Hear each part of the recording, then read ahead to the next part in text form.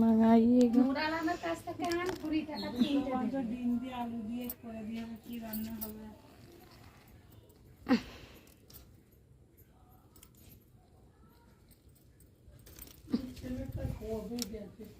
Phone সারাবে যায়। বাচ্চা ছেলে ছুটে নেবে ফোন চালাবে দোকানের এই ওয়াহাবের দোকানের পিছুনিতে ছাড়ে ভালো দোকান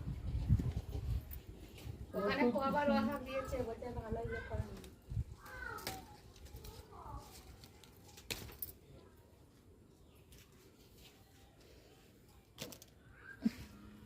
ফারুর বউটার কথা বলছিল মানে কি বলছিল রে?